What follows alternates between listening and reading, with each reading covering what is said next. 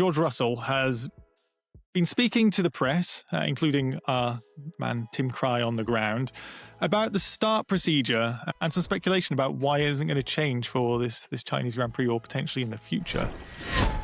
George Russell said Ferrari is blocking a change to those rules, and not only Ferrari, but of course their customers, Haas and Cadillac, of course, as well. They see it as a change to the rules, as a change of goalposts during a season. Everyone knew what the rules were, and everyone need to just adjust. It is their opinion, but a lot of the drivers and other teams feel like it's also a safety concern to not change the rules right now.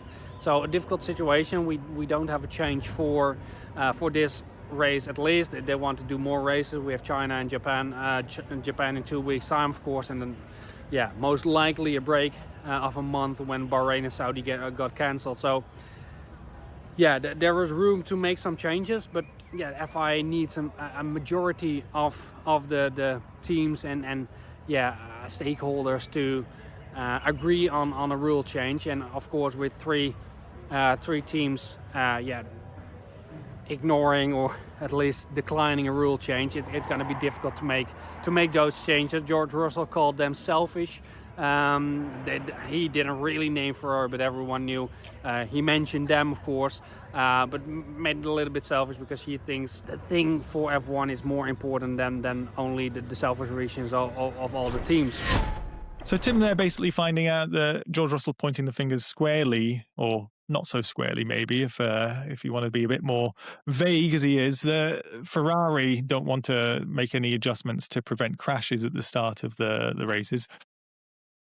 Ferrari obviously want to hold on to their advantage, and this looks like a lot of finger pointing, which is classic Formula One, actually some of the stuff I really enjoy.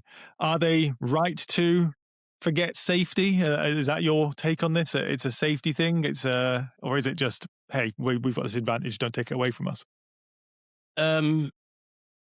It's not right to forget safety, but I don't know if safety is the right word or the right area in which to push this, because we do have incidents where cars do stall on the grid, don't we? That's been in Formula One forever, and of course the closing speed of that is potentially terrifying and dangerous, of course.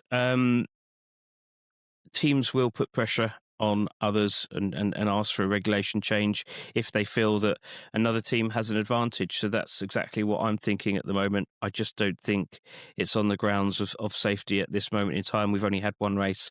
Let's see how it pans out. We've got the sprint race in China and the Grand Prix in China. So we've got another 2 races. We can have a little look there and assess it. But I think that it's too early to start changing start procedures. We've only had one go at it.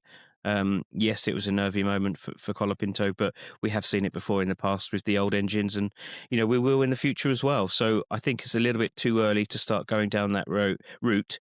But if there is genuine concern for safety, then they do need to act.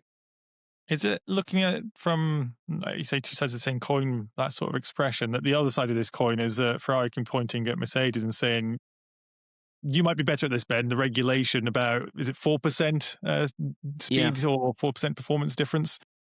That, hey, you guys are pulling this in a little bit too much. So you're using you've got your advantage and you're not letting us change that. How would we change our advantage? That just people pointing fingers?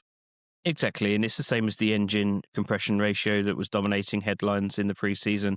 Lots of pointing fingers, accusing that that's wrong, that's not in the spirit of the rules, etc. That's all it is. It's just, manipulation, trying to get the FIA to look in areas to cause a headache for other teams. That is Formula One. That's what goes on in the background. I do love the sport sometimes, and I remember how entertaining it can be when there's not even racing on track, and you do get this level of Game of Thrones politics. Hey, you said this, but don't look at this. That's the sport.